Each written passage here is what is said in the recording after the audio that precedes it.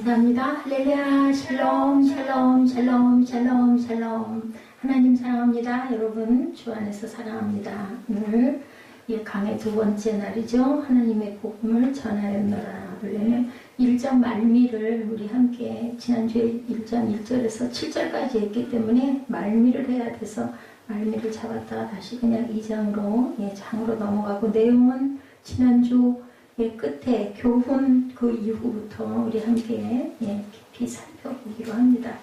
한 달 만에 건강한 교회가 세워진 역사가 바로 데살로니가 교회죠. 그러면 이 데살로니가 전후서를 기록한 것에 대한 교훈은 무엇인가? 하나님은 사람들을 사용하신다라는 거죠. 하나님 일을 하시기 위해서 사람을 만드셨고, 구약에는 이스라엘을, 신약에는 교회를 통해서 역사하신다. 복음은 하나님의 권능이다. 그래서 다이너마이트다. 로마서 1장 16절에 말씀하시는 부분이죠. 내가 복음을 부끄러워하지 아니하노라. 이 복음은 모든 믿는 자들에게 구원을 주시는 하나님의 뭐다? 능력이다. 다이너마이트처럼 큰 힘을 내고 폭발한다라는 거죠. 먼저는 유대인에게였는데, 그리고 헬라인에게라. 유대인에서 말씀이 집거되지가 못하다 보니까 이제는 이방인들, 헬라인에게로라. 한 달 만에 건강한 교회가 세워졌다. 3주라고 그러죠. 3주에서 한 달이다. 복음이 말로만이 아니라 성령님의 권능으로 왔다. 1장 5절에 증거합니다. 하나님의 공의로운 심판의 표현, 너희로 하여금 하나님의 나라에 합당한 자로 여김을 받게 하려 함이라. 그 나라를 위하여 너희가 또한 고난을 받느니라. 1장 5절에 이렇게 증거하고 있습니다. 이는 우리 복음이 너희에게로 말로만 이룬 것이 아니라 능력과 성령과 큰 확신으로 된 것이다. 우리가 너희 가운데 너희를 위하여 어떤 사람이 된 것은 너희가 아는 바와 같으리라 라고 이렇게 얘기를 하고 있죠. 그리고 아직도 마귀는 핍박하고 있고, 이것이 바로 성장의 기회다. 고난을 받으면 우리는 그걸로 어때요? 낙심하고 절망하고, 그리고 무릎 꿇으려 하고 포기하려고 하는데 절대 그럴 필요가 없다. 그것은 바로 우리가 크게 성장할 수 있는 기회임을 우리가 알아야 된다. 핍박은 성장의 기회임을 우리가 알아야 된다. 지난주에도 이 말씀을 같이 증거했습니다. 유대인이 먼저, 이방인이 다음이다. 우리의 경우 일반 교회 교인들, 그 다음에는 불신자, 성도들, 그 다음에는 불신자들을 향해서 이렇게 하나님의 복음이 증거되고 전파된다. 기록된 이유는 그의 사랑과 염려죠. 그는 밤에 도망갔어요. 그죠? 증거하다 말고 그 핍박과 그것을 못 견뎌가지고 나는 건재하다. 그래서 나는 도망갔지만 이렇게 잘 있다. 반대자들이 바울을 비방하죠. 2장 5절에도 나타나 있습니다. 내가 너희와 함께 있을 때 이 일을 너에게 말한 것을 기억하지 못하느냐. 너희는 지금 그로 하여금 그의 때에 나타내게 하며 막는 것이 있을 것을 나는 안다. 불법의 비밀이 이미 활동하였으나 지금은 그것을 막는 자가 있어 그 중에서 옮겨질 때까지 하리라. 복음 전하는 것을 유대인들이 비방하고 막고 있지만 난 그것을 이미 알고 있다라고 하죠. 그래서 너희도 알거니와 우리가 아무 때에도 아첨하는 말이나 탑심의 탈을 쓰지 아니한 것을 하나님은 증언하시고 알고 계신다.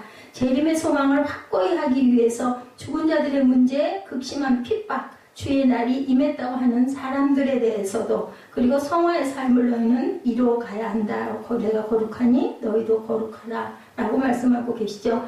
방종이 되면 사람들은 다 버려지게 되는데, 하나님을 기쁘시게 사람들을 살리는 교회가 되기 위해서 우리는 어떻게 해야 될까? 지도자를 존중해라. 지난주에 함께 나눴었어요. 그죠? 5장 12, 13절에 증거합니다. 진리를 믿지 않고 불법을 좋아하는 모든 자들로 하여금 심판을 받게 하려 합니다.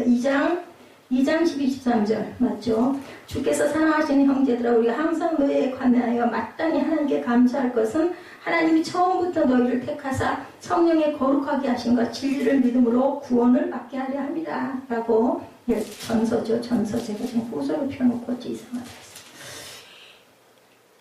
했어요. 그게 뭐죠? 원고하고 달라가지고, 이는 너희를 불러 자기 나라와 영광에 이르게 하시는 하나님께 합당히 행하게 하려 함이라. 13절 이러므로 우리가 하나님께 끊임없이 감사함은 너희가 우리에게 들은 바 하나님의 말씀을 받을 때 사람의 말로 받지 아니하고 하나님의 말씀으로 받음이니 진실로 그러하도다. 이 말씀이 또한 너를 믿는 자 가운데서 역사하느니라. 너희 믿는 자 가운데서 이렇게 역사한다.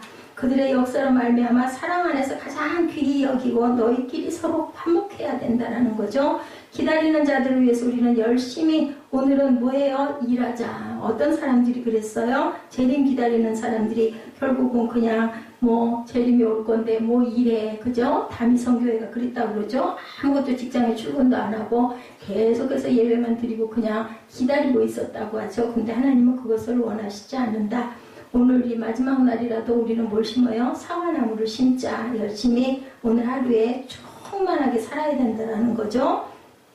자, 그래서 우리가 휴거가 온다 해서 그것을 다 손 놓고 모든 거 올스톱하고 편하게 그냥 기다리는 자세로만 있어서는 안 된다. 그래서 완전한 교회는 이 땅에 있겠는가? 우리 자신이 불완전한데 완전한 교회가 어디 있겠는가예요. 왜 교회가 그래? 이런 소리 많이 하죠. 근데 교회가 문제가 있으니까 교회이고 예배드리고 하나님께 구하고 기도하죠. 찬양하고 그 모든 것들이 세상에 모든 문제들이 모이는 것이 교회라는 것을 우리는 알아야 된다. 3주 만에 데살로니가 교회는 태어났죠. 그래서 바울이 감사합니다. 1장 2절에도 2장 13절에도 3장 9절에도 이렇게 감사하는 부분이 나타나고 선택받는 사람들에 대해서 1장 1절에서 4절에 이르러서 말씀하고 있습니다. 1장 4절부터 우리 함께 보죠. 1장 4절에 하나님의 사랑하심을 받은 형제들아 너희를 택하심을 아노라. 이렇게 얘기합니다.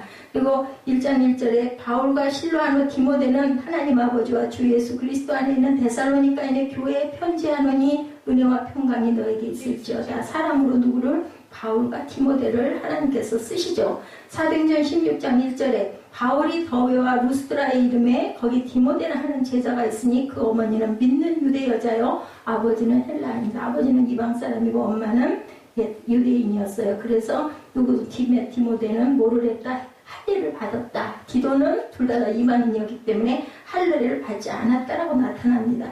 15장 40절에 사도행전입니다. 바울은 신라를 택한 후에 형제들에게 주의 은혜에 부탁함을 받고 떠나 부르심을 받아 선택된 사람들이 바로 바울과 누구다? 디모데였다. 마태복음 16장 18절에 구원받는 자들은 어떤가? 내가 네게 이르노니 너는 베드로라. 내가 이 반석 위에 내 교회를 세우리니 음부의 권세가 이기지 못하리라. 그래서 누구를 택하셨어요? 베드로를. 사람들을 이렇게 택하시죠. 하나님은 세상에서 누구를 부르신다? 사람들을 이렇게 부르신다. 마태복음 15장 13절부터 18절까지입니다. 우리 함께 마태복음 15장 13절부터 18절까지 함께 봅니다.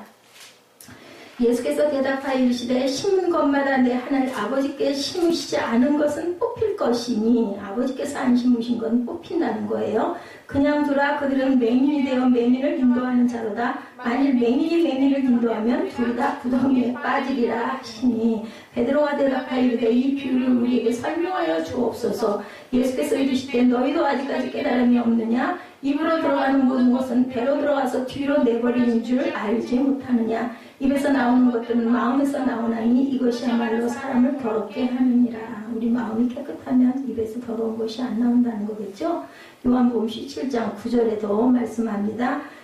내가 그들을 위하여 비옵나니 내가 비옵는 것은 세상을 위함이 아니요 내게 주신 자들을 위함이니이다. 그들은 아버지의 것이로소이다. 누구예요? 내가 비는 모든 자. 모든 자는 누굴까요? 구원받게 하기 위해서 우리 인류를 위해서 기도하는 그 모든 자라는 거죠. 구원은 그래서 하나님에게서 시작되고 구원은 하나님의 공의와 사랑의 결과이다. 구원은 하나님 편에서는 무한한 희생물을 요구하고 사람 편에서는 우리는 거저받는다. 구원은 믿음을 요구한다는 거예요. 구원에는 믿음 외에 어떤 것도 필요가 없다. 구원은 삼위일체 하나님의 일이다. 아버지와 아들과 성령님의 일이 바로 이 구원의 사역이었다. 그래서 바울이 감사하는 부분이 1장 2절에도 2장 13절에도 3장 9절에도 나타납니다. 1장 2절에 우리가 너희 모두로 말미암아 항상 하나님께 감사하며 기도할 때 너희를 기억하면 2장 13절 봅니다. 이러므로 우리가 하나님께 끊임없이 감사함은 너희가 우리에게 들은 바 하나님의 말씀을 받을 때 사람의 말로 받지 아니하여야 된다는 거예요. 2장 14절에는 뭐라고 말씀하세요? 너희가 그리스도 예수 안에서 유대에 있는 하나님의 교회를 본받는 자 되었으니 그들이 유대인들에게 고난을 받은 것 같이 너희도 너희 동족에게서 동일한 고난을 받았느니라. 동족에게도 우리는 고난받을 수밖에 없다. 그것을 그냥 당연지사로 생각을 해라. 자, 이렇게 말씀하고 계십니다. 구원은 삶의 변화를 또한 동반한다고 데살로니가 1장 3절에도 말씀합니다. 너희 믿음의 역사와 사랑의 수고와 우리 주 예수 그리스도에 대한 소망의 인내를 우리 하나님 아버지 앞에서 끊임없이 기억해야 된다. 사도행전 2장 8절에 우리가 각 사람이 난 곳 방언으로 듣게 되는 것이 어찌 됨이냐. 우리는 바데인과 메다인과 엘람인과 또 메소포타미아, 유대와 갑바도니아 본도와 아시아, 프르기와 밤빌리아, 애국과 및 구레네에 가까운 리비아 여러 지방에 사는 사람들과 로마로부터 온 나그네 유대인과 유대계에 들어오는 사람들과 라고 이렇게 증거를 하고 있습니다. 데살로니가전서 1장 9절에서 10절에도 증거합니다. 우상들을 섬기다가 하나님께로 돌아온다. 살아계신 하나님을 섬기고 주님을 기다려라. 1장 9절이죠. 그들이 우리에 대하여 스스로 말하기를 우리가 어떻게 너희 가운데 들어갔는지와 너희가 어떻게 우상을 버리고 하나님께 돌아와서 살아계시고 참되신 하나님을 섬기는지와 그리고 또 죽은 자들 가운데 다시 살리신 그의 아들이 하늘로부터 강림하실 것을 너희가 어떻게 기다리는지를 말하니 이는 장래에 노하심에서 우리를 건지시는 누구시다? 예수시다. 그래서 삶이 변해야 주님의 자녀다라고 뭐라고 그래? 고린도전서 13장 13절이죠. 믿음, 소망, 사랑에 대한 말씀을 합니다. 믿음, 소망, 사랑 이 세 가지는 항상 있을 것인데 그 중에 제일은 사랑이라는 거죠. 믿음은 반드시 이렇게 행위를 동반해야 된다. 야고보서 2장 14절에서도 말씀합니다. 내 형제들아 만일 사람이 믿음이 있노라고 행함이 없으면 무슨 유익이 있으리요. 그 믿음이 능히 자기를 구원하겠느냐. 야고보서 2장 26절에도 영혼 없는 몸이 죽은 몸같이 행함이 없는 믿음은 죽은 것이니라. 사랑에 대해서도 말씀합니다. 로마서 5장 5절에 소망이 우리를 부끄럽게 하지 아니하면 우리에게 주시는 성령으로 말미암아 하나님의 사랑이 우리 마음에 부은 바 되었다. 소망에 대해서 로마서 8장 23, 4절에서 증거합니다. 그뿐 아니라 또한 우리 곧 성령이 처음 입은 열매를 받은 우리까지도 속으로 탄식하여 양자될 것 곧 우리 몸이 성령을 기다리느니라. 소망이죠. 우리가 소망으로 구원을 얻었으며 24절입니다. 보이는 소망이 소망이 아니니 보는 것을 누가 바라겠느냐. 소망에 대한 말씀입니다. 디도서 2장 13절에 복스러운 소망과 우리 크신 하나님 구주 예수 그리스도의 영광이 나타남을 기다리게 하셨으니 라고 이렇게 증거합니다. 그래서 지역교회는 이런 사람들이 넘쳐야 한다. 물론 그 중에는 불신자들도 당연히 있죠. 그래서 알곡과 가라지는 항상 섞여서 있다라는 거죠. 그런데 이 모든 것이 그리스도 예수님 안에 꼭 있어야 하는데 헛된 믿음, 사랑, 소망도 있을 것이다 라는 얘기를 합니다. 4절에는 뭐라고 그래요? 베드로전서 1장 2절에도 로마서 8장 29절에서 30절에도 예지에 의한 선택에 대한 것을 말씀하고 있습니다. 데살로니가전서 1장 4절에 뭐라고 말씀하세요? 하나님의 사랑하심을 받은 형제들아 너희를 택하심을 내가 아노라 라고 얘기를 하죠. 5절에는 우리 복음이 너희에게 말로만 이른 것이 아니라 능력과 성령과 큰 확신으로 된 것이니라. 우리가 너희 가운데 너희를 위하여 어떤 사람이 된 것은 너희가 아는 바와 같으니라. 또 너희는 많은 환난 가운데 성령의 기쁨으로 말씀을 받아 우리와 주의 본받는 자가 되었으며 그러므로 너희가 마게도냐와 아가야에 있는 모든 믿는 자의 본이 되었느니라. 주의 말씀이 너희에게로부터 마게도냐와 아가에게만 들릴 뿐 아니라 하나님을 향하는 너희 믿음의 소문이 각처에 퍼졌으므로 우리는 아무 말도 할 것이 없느니라. 우리의 복음, 나의 복음, 그리스도의 복음, 다른 복음은 절대로 없다. 1장 9절과 10절에서 증거하죠. 그들이 우리에 대하여 스스로 말하기를 우리가 어떻게 너희 가운데 들어갔는지와 너희가 어떻게 우상을 버리고 하나님께로 돌아와서 살아계시고 참되신 하나님을 섬기는지와 또 죽은 자들 가운데 다시 살리신 그의 아들이 하늘로부터 강림하실 것을 너희가 어떻게 기다리는지를 말하니 이는 장래에 노하심에서 우리를 건지시는 누구시라? 예수시라. 자, 복음의 내용은 그리스도의 죽음과 그리고 묻히심과 부활에 대해서 고린도전서 15장 1절에서 4절에 말씀하고 있습니다. 복음이라는 것은 무엇인가? 고린도전서 15장 1절에서 4절입니다. 형제들아 내가 너에게 전한 복음을 너희에게 알게 하노니 이는 너희가 받은 것이요 또 그 가운데 무한 것이라 선 것이라. 너희가 만일 내가 전한 그 말을 굳게 지키고 헛되이 믿지 아니하였으면 그로 말미암아 구원을 받으리라. 내가 받은 것을 먼저 너희에게 전하였노니 이는 성경대로 그리스도께서 우리 죄를 위하여 죽으시고 장사 지낸 바 되셨다가 성경대로 사흘 만에 살아나사. 복음이라는 것은 바로 이것이다. 뭐예요? 결론은 장사 지낸 바 되셨다가 사흘 만에 오늘 돌아가셨죠? 그리고 내일 지난 주일날 새벽에 살아나시는 그 사건이 바로 복음이라는 거죠. 복음이라는 것은 복된 소식이에요. 복된 소식이죠. 살아나신 거이나요? 우리도 영생의 길로 들어섰습니다.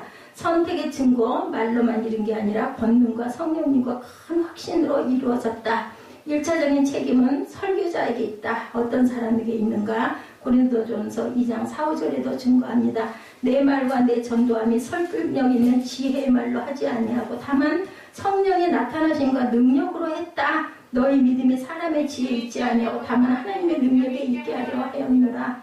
데살로니가전서 1장 6절에 박해와 고난이 그렇지만 뒤따를 것이다. 또 너희는 많은 환난 가운데 성령의 기쁨으로 말씀을 받아 우리와 주를 본받는 자가 되었으니 주님으로 인해 박해를 받았다라는 거죠. 가장 가까운 사람들로부터 박해받는 부분이 나타나죠. 데살로니가전서 2장 14절에서 16절에도 증거하고 디모데후서 3장 12절에도 증거합니다. 3장 12절입니다. 무릇 그리스도 예수 안에서 경건하게 살고자 하는 자는 박해를 받으리라. 디모데후서 3장 12절입니다.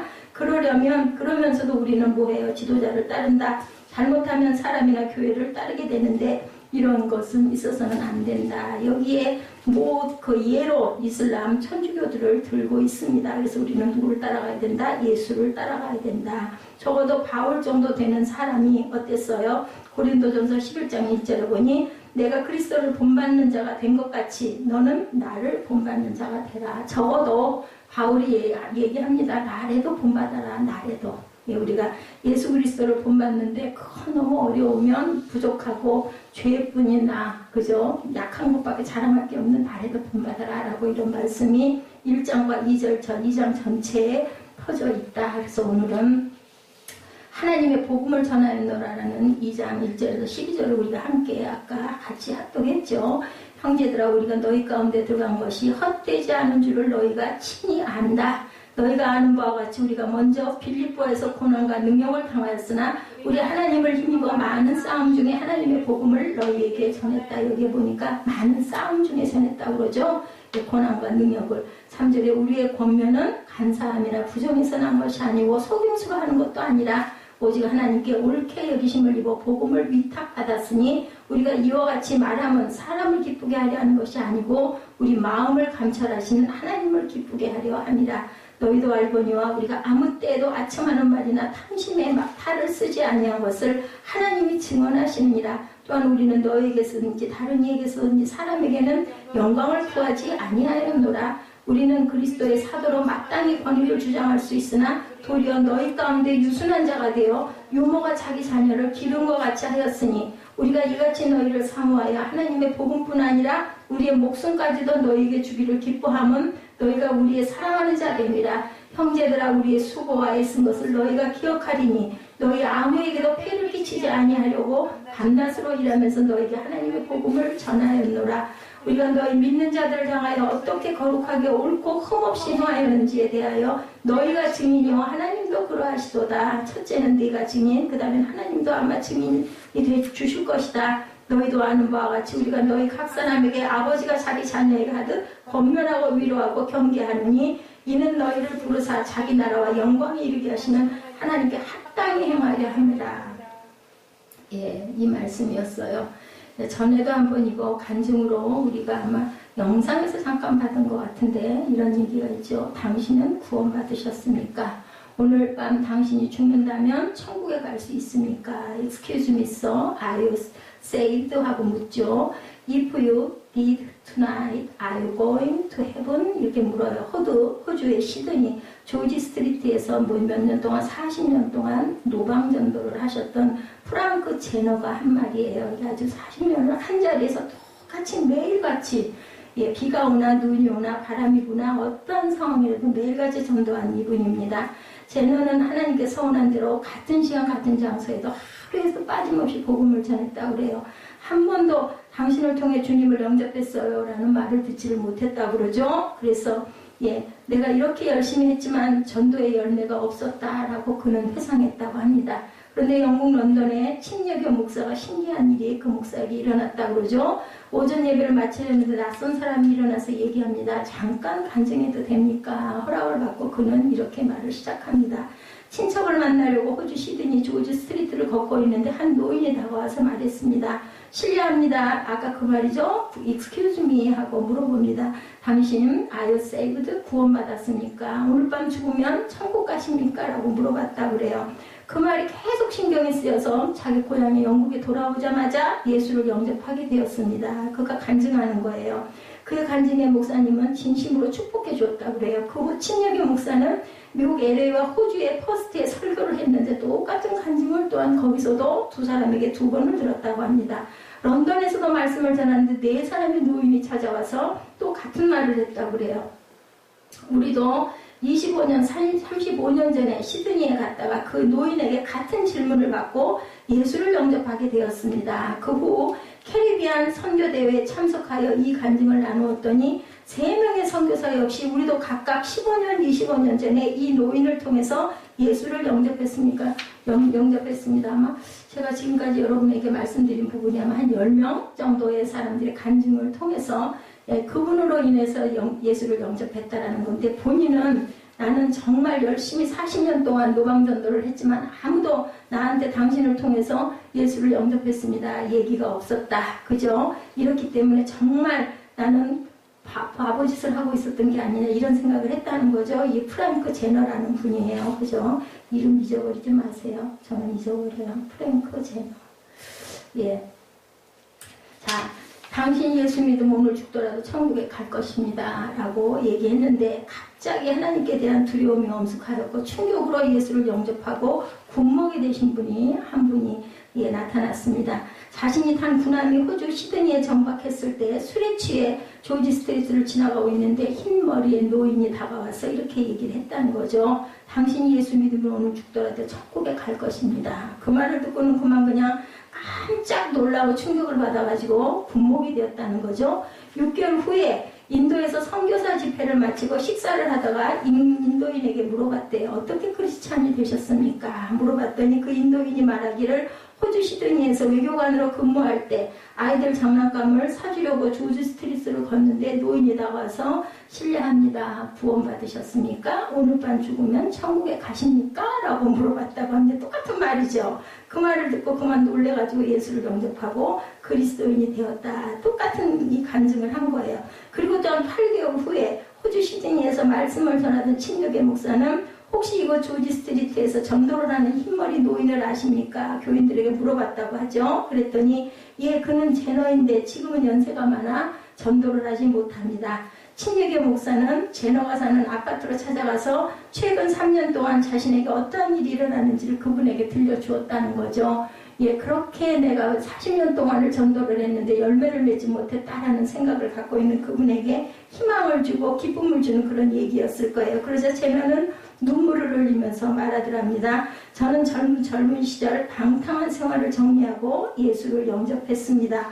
구원의 은혜를 갖기 위해 하루에 10명에게 전도할 것을 하나님께 서원했습니다. 그런데 지난 40년 동안 전도를 했으나 열매가 없어서 하나님 앞에 어떻게 설까 가슴 아파하고 있었는데 내가 전한 복음으로 기적 같은 일들이 일어났다고 하니 너무 감사합니다 하고 눈물을 흘렸다는 거죠. 제너님 이 만남이 있은 이후 2주일 후에 하나님 품에 안겼다고 그래요.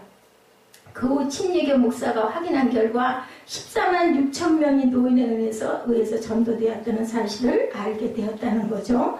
세상에 누구도 알아주지 않았지만 제너는 하나님 나라에서는 아마 유명한 분이 되었을 것이다. 그러므로 낙심하지 말고 복음을 전하면 하나님께서 분명히 기억하실 것이다. 사람이 어쩌든 말든 그분은 뭐 누가 주변에 뭐가 형성된 게 아무것도 없었죠. 매일 똑같은 장소에 10명에게 전도하기 위해서 말도 똑같은 말이죠. 당신 구원받았습니까? 오늘 밤에 당신이 죽으면 천국에 갈 것을 믿습니까? 라고 물어봤다는 거죠. 그 짧은 그 2마디에 그만 사람들의 가슴에 그 말씀이 꽂힌 거예요. 뭐 어려운 말 다 필요 없어요. 그죠? 예, 이렇게. 데살로니가 교회는 바울이 2차 선교여행 당시 세운 교회였었어요. 지난번에 1강에 우리 함께 나눴죠. 바울은 본서를 통해서 복음 전파 사역은 하나님을 힘입어 이루어진 일이고 그 동기는 하나님께서 증거하셨다. 아까 뭐라 그랬어요? 하나님의 능력에 됨이라. 하나님의 능력으로 일어나는 일들이에요. 그죠? 동시에 자신은 복음 전파를 위해서 보내심을 받은 자이며 복음을 위한 일꾼인 것을 항상 강조했죠. 바울은 복음 전파 사역에 초점을 맞추기보다는 복음에 복종하는 모습을 보였는데 누구도 그러셨어요. 오늘 십자가에 못 박히신 예수 그리스도도 능력이 없으셔서가 아니죠. 하나님의 그 뜻을 순종하기 위해서 그들에게 잡혀가신 게 아니라 스스로 걸어가신 거예요. 그 길을. 복음 자체에 흠이 나지 않도록 항상 복종하고 순종하는 모습이었다. 바울도 똑같았다라는 거죠. 데살로니가 선교 초기에 당했던 박해를 회고하면서 그러한 박해에도 불구하고 복음을 전한 이유를 분명히 밝히고 있었다. 그렇다면 하나님의 복음을 전한 이유는 과연 무엇이었나? 뭐였다고 그래요? 기쁘시게 하기 위해서, 하나님 기쁘시게 하기 위해서 1839년부터 오직 인도 복음화의 일생을 바친 와일더 목사는 대학을 수석으로 졸업한 아주 그 재원이었다고 합니다. 좋은 조건이 많았음에도 불구하고 그는 인도의 선교사로 들어갔다. 그때가 언제예요? 1839년이면 지금 인도하고는 비교가 안 되겠죠. 30년 이상을 복음을 전하면서 3,000 마을 이상을 돌아다녔다고 합니다. 그 애가 뿌린 전도지만도 300만 장에 달했다고 그래요. 거리에서 방황하는 3,300명의 아이들을 교회로 이끌어드리고 수많은 영혼들이 그가 전하는 복음으로 구원을 받습니다. 30년간 전도하는 일에 관심을 가졌던 까닭은 오직 하나님을 기쁘시게 하기 위한 삶을 살려 했기 때문이다. 그의 고백은 나는 영국의 웰츠 남작 이야기를 읽고 큰 감명을 받았습니다. 예, 그의 고백이 그랬어요. 나는 영국의 웰츠 남작 이야기를 읽고 큰 감명을 받았다. 그는 예수를 만난 후 귀족으로서 섬김받는 위치에서 내려와 섬기는 그리스도인을 본받겠다며 남작의 지위를 버리고 재산을 포기하고 오직 복음을 전하며 아프리카의 흑인들을 위해서 일했다고 그래요. 주의 종이 되었는데 섬기는 것 외에 무엇이 있느냐며 주님 발 아래 모든 것을 바치고 복음 전하는 삶을 살았다. 참 부러워요. 이런 얘기를 이렇게 해서 읽으면 나도 그를 본받아 하나님을 기쁘시게 하는 일에 목숨을 들여 하지 않겠는가? 이분의 얘기예요. 복음을 전하는 일은 사람을 기쁘게 하는 것이 아니라 하나님을 기쁘시게 하는 일임을 먼저 기억해야 된다. 아까 프랭크 제너도 마찬가지죠. 40년 동안 그렇게 열심히 매일같이 나가가지고 전했는데도 당신으로 인해서 내가 예수를 믿었습니다 소리를 한마디도 듣지는 못했어요. 그죠? 그랬는데 이제 그가 돌아갈 때가 다 됐을 때 이 친예교 목사님이 이것을 확인하고 일부러 그분을 찾아가가지고 그 얘기를 전해준 거죠. 아마 제가 아까 말씀을 빠르게 했지만 한 10명 정도의 간증이었던 것 같은데 나중에 그것을 조사해 보니까 14만 6천 명이나 되는 사람들이 그분으로 인해서 복음을 받아들였다는 거죠. 그분이 전해서 또 그분이 다시 또 전하고 이렇게 됐던 거겠죠. 예, 본문 4절에도 오직 하나님께 옳게 여기심을 입어 복음을 위탁받았다는 거죠. 우리가 이와 같이 말하면 사람을 기쁘게 하려 함이 아니요 오직 우리 마음을 감찰하시는 누구를 하나님을 기쁘시게 하려 함이라 라고 4절에 증거하고 있습니다. 복음을 전하는 자들이 마땅히 취해야 할 태도, 여기에 기쁘게 하다는 원어로 아라스콘테스예요. 아라스콘테스. 다른 사람의 유익을 위해서 봉사하다라는 뜻을 가지고 있습니다. 이 단어는 고대 헬라 세계에서 공공의 복지를 위해서 공을 세운 자들의 묘비에 세워지던 그런 단어였다고 합니다. 그런데 이 단어를 사용한 바울의 의도는 그럼 과연 무엇이었을까? 바울은 사람들을 의식하고 복음을 전한 것이 아니라 똑같이 오직 하나님을 기쁘시게 하기 위해서 복음을 전하였음을 강조하는 뜻으로 이 단어를 사용했다는 거죠. 자신의 주장이나 명성을 드러내려는 동기가 없었고 오직 듣는 자들의 유익을 위해서 복음을 항상 전했다. 아라스콘테스입니다. 아라스콘테스. 하나님은 전도자의 복음을 전하는 목적과 동기를 이렇게 정확히 아신다. 이러한 사실을 아는 바울이었기 때문에 영혼을 구원하여 하나님을 기쁘시게 하는 것 외에 다른 목적을 품을 수가 없었다라는 거죠. 두 번째로 사랑을 보이기에 라는 뜻을 갖고 있다. 예, 예, 선교사 어떤 그 선교사 한 분은 군복무 시절에 예수를 인격적으로 만나서 아프리카의 가난하고 힘든 지역에 가서 섬기겠다고 서원을 했다고 합니다. 그는 서원대로 군복무를 마치고 2001년 2월 아프리카의 선교사로 파송을 받습니다. 아프리카를 가기 전에 가족들과 함께 소록도를 방문했다고 그래요. 그때 내가 택한 내 백성 가운데 가난과 질병으로 가장 고통당하는 탄식하는 백성이 아프리카 한센인들이다. 그들에게 나의 사랑과 복음을 전해라 하는 하나님의 음성을 들었다고 합니다.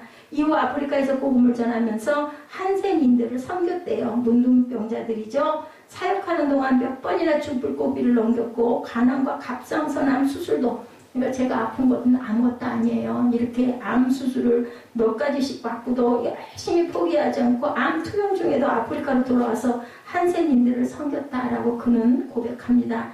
하나님께서는 생사의 고비 때마다 음성을 들려주셨습니다. 너는 나에게 더 온유하고 겸손하라. 나를 더 사랑하고 의지하라. 내게 맡겨진 아프리카 한센인들을 나의 마음과 가슴으로 사랑하라. 그는 이어서 이렇게 얘기합니다. 아프리카 한센인 사역지에 처음 갔을 때 몸이 썩는 냄새로 쓰러질 것 같았다. 그 냄새 때문에. 그래서 저의 후각을 막아 이 냄새를 맡지 않게 하소서라고 기도까지 하게 됐다고 합니다. 그런데 그 순간 한센인 가슴에 주님의 모습이 나타납니다.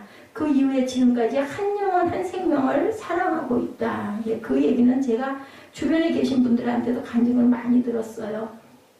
그 노인 복지하시는 분들이 그 냄새, 전에 여기 오셨던 그 여자 전도사님도 마찬가지예요. 정말 자기는 노인들이 싫었대요.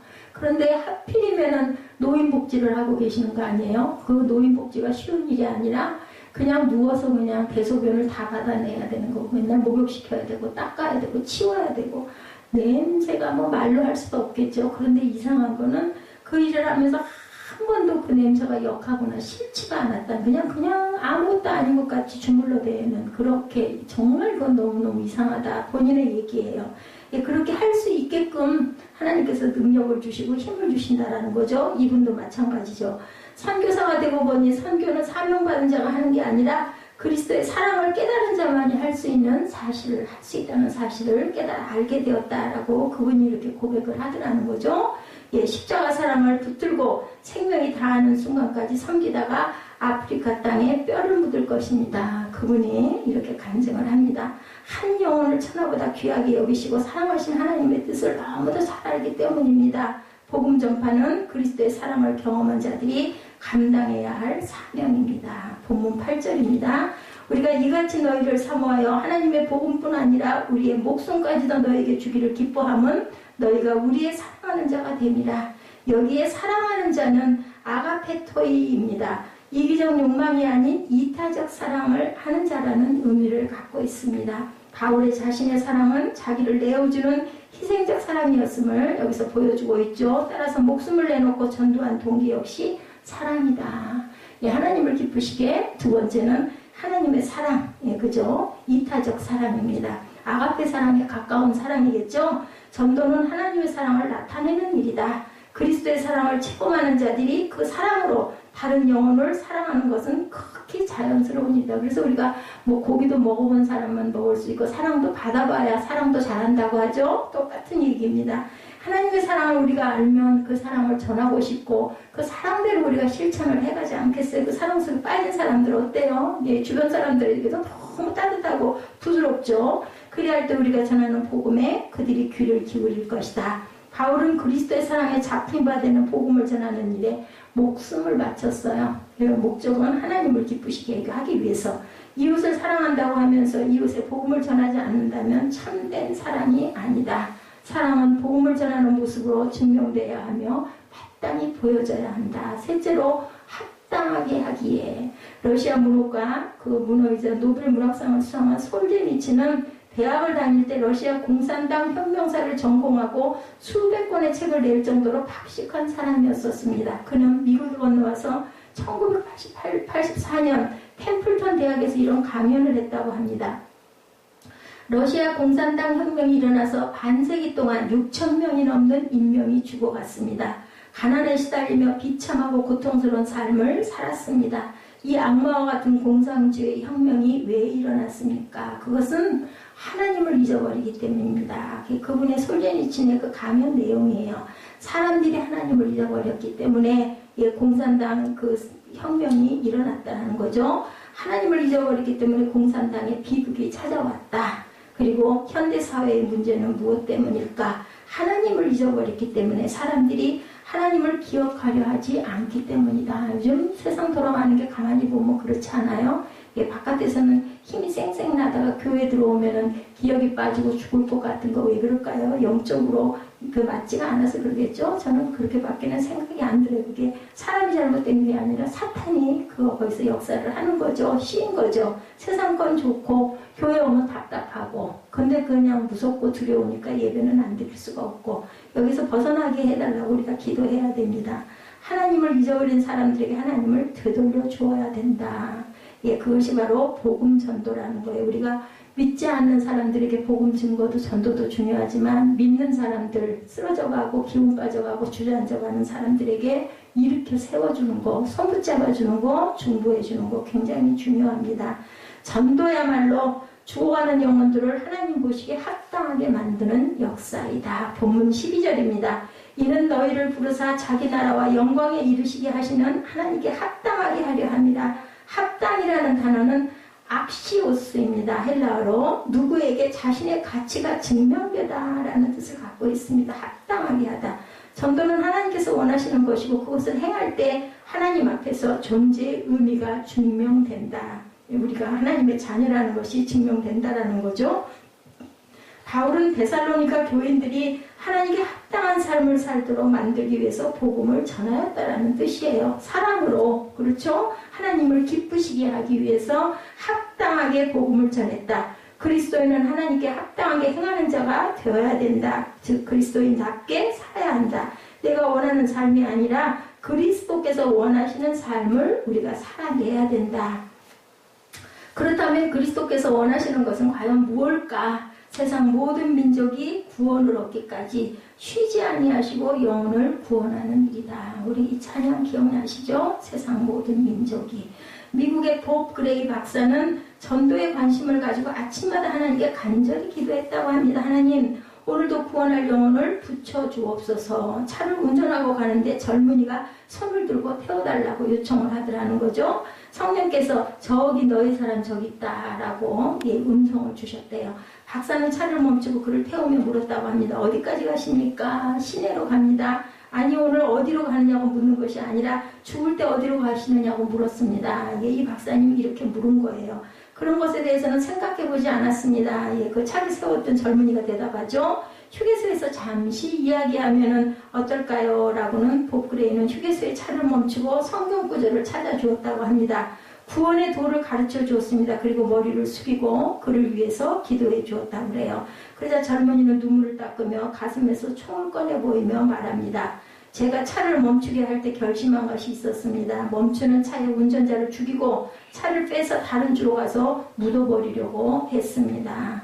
만약 당신이 구원의 도리를 전하여 주지 않았다면 지금쯤 죽었을 것입니다. 이렇게 얘기를 했다 합니다. 그 말을 들은 복그레이 박사는 얼마나 섬뜩했겠어요. 그죠? 그렇지만 복음도 전하고 생명의 보상도 받은 기쁨으로 하나님께 영광을 돌렸다라는 거죠. 복음을 전하는 사람, 다른 사람에게뿐 아니라 본인에게도 이렇게 복이 되는 것을 우리가 믿어야 된다. 이런 경우는 뭐 특별한 경우이기도 하겠지만 모름지기 그리스도인들은 하나님의 복음을 전하는 사람들이죠. 그러기에 바울의 복음을 전하는 태도는 우리에게 본이 된다는 겁니다. 사도 바울은 복음을 전할 때 핍박과 회방에도 절대 굴하지 않고 전했죠. 우리가 전부 로마서도 그렇고 갈라디아서도 그렇고 계속 읽다 보니까 그런 마음이 더 들죠. 아무런 사역도 받지 않았고 오직 영혼에 대한 사랑으로 하나님의 복음을 전했고 하나님의 복음을 전하는 전도는 하나님을 기쁘시게 하는 일이고 사랑으로 우리가 의지를 가지고 항상 전할 줄 알아야 된다. 하나님의 사랑을 증명하고 보는 일, 그리고 전도는 영혼을 변화시켜 하나님께 합당해 가는 일이기 때문에 미루지 말고 행하는 복된 성도들이 되어야 된다. 데살로니가 전후서는 이렇게 그죠? 아주 아름답고 흠이 없는 데살로니가 교회에게 보내는 바울의 감사 편지예요. 교회 치고 이렇게 온전하게 이렇게 바르게 행해서 서서 가는 교회는 정말 드물고 그들은 어땠어요? 3주 동안에 하나님의 말씀을 증거하는 것으로 인해서 교회가 섰다라는 거죠. 그렇기 때문에 우리는 항상 어떻게 해야 된다? 항상 전할 줄 아는 자가 돼야 되는데 그것은 누구를 기쁘시게? 하나님을 기쁘시게 해야 된다. 그리고 그것은 사랑으로 사랑하는 마음으로 행하고 전해야 된다. 그리고 12절에 나오는 합당하게, 그죠? 합당하게 행해야 된다. 이렇게 우리가 항상 하나님의 말씀을 때를 얻든지 못 얻든지 온전하게 증거하고 전할 줄 아는 온전한 크리스찬들이 될 때 하나님께서는 우리를 정말 사랑하시고 기뻐하신다. 아까 그 제너, 그분 노방에서 40년 동안 증거했던 그분, 세상에서는 아무도 알아주는 사람이 없었지만 16만 4천 명이나 전도를 하고 가고 하늘에서는 얼마나 유명하게 하나님이 기뻐하시면서 영접을 했을까. 이 부분을 생각하시는 저와 여러분들, 우리가 어차피 인생 살아가잖아요. 매일매일. 그러면서 우리 마음에 항상 주님을 온전하게 품고 가시는 저와 여러분 되시기를. 사순절 성금요일, 그죠? 오늘 귀한 날 주님의 복음을 이렇게 증거하고 전합니다. 우리 2장, 우리 4절, 8절, 12절 말씀이죠? 우리 한번 읽고 결단하시는 시간 되도록 하죠. 4절, 8절.